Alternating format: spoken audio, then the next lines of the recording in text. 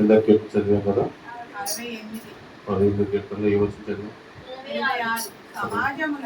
సమాజములలో దేవుణ్ణి స్తుతించుడి, ఇశ్రాయేలు నుండి ఉద్భవించిన వాళ్ళారా ప్రభువుని స్తుతించుడి, కనిష్ఠులకు బెన్యామీను వాళ్ళు ఏలికి అచ్చట ఉన్నాడు.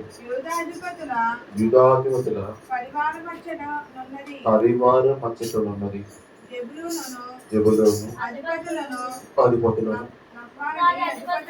నఫ్తాలి అధిపతులను ఉన్నారు. నీ దేవుడు నీకు బలము కలుగ నియమించుచున్నాడు. దేవా మా కొరకు చేసిన దాన్ని బలపరచును. హల్లెలూయా, హల్లెలూయా. ఒకటే మాట ఇవాళ మన వాక్యం ఏమిటి అంటే దేవుడిని స్తుతించుట. దేవుడిని స్తుతించుట. ఇప్పుడు దేవుడిని స్తుతించడానికి, దేవుడిని స్తుతించాలంటే చిన్నపిల్లలు స్తుతించాలా, పెద్దవాళ్ళు స్తుతించాలా? అంటే భూమి మీద పుట్టి ఊపిరి పీల్చుకున్న ప్రతి ఒక్కడు దేవుడిని స్తుతించాలి. దేవుడు కలగజేసిన ఆరోగ్యాన్ని బట్టి, దేవుడు కలగజేసిన బలమును బట్టి, ఆరోగ్యాన్ని బట్టి, ఆయుష్ను బట్టి, కృపను బట్టి, దీవెన బట్టి, నీ కలిగిన విడుదల బట్టి, నీ కలిగిన స్వస్థతను బట్టి నువ్వు దేవుడికి ఎల్లవేళలా ఎల్లప్పుడూ ఎప్పుడు కృతజ్ఞతాస్తుతులు చెల్లించాలి. దేవుడికి స్తుతులు చెల్లించాలి. ఎప్పుడు ఎల్లవేళలా స్తుతించాలి, ఎప్పుడు స్తుతించాలి, ఎల్లప్పుడూ దేవుడిని స్తుతించాలి. ఎలా స్తుతించాలంటే దేవుడిని ఎల్లవేళలా స్తుతించాలి, ఎప్పుడు స్తుతించాలి, ఎల్లప్పుడు దేవుడిని మనం స్తుతించాలి. ఉదయం లేకనే ప్రభువా నువ్వు నాకు ఇచ్చిన ఆయుష్ను బట్టి నీకు స్తోత్రం, మరొక దినము చూసి అవకాశం ఇచ్చావు నీకు స్తోత్రం. రాత్రి కాల నిద్రపోయి ఉదయ కాల నిద్ర లేకని వారు ఎంతో మంది ఉన్నారు. వారి ప్రాణములను మట్టికి అప్పగించిన వారు ఎంతో మంది ఉన్నారు. వారి ప్రాణములను మట్టికి అప్పగించిన వారు ఎంతో మంది ఉన్నారు. నేనైతే మీరు చూపిన కృపను బట్టి బ్రతుకున్నాను ప్రభువా నీకు స్తోత్రం నాయన అని దేవుడిని స్తుతించాలి. హల్లెలూయా. దేవుడిని స్తుతించాలి.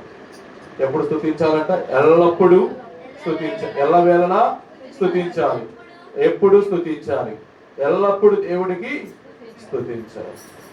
చెప్పాలంటే ఆయన స్తుతులకు పాత్రుడు, ఆయన స్తుతులకు పాత్రుడు, స్తోత్రములకు అర్హుడు.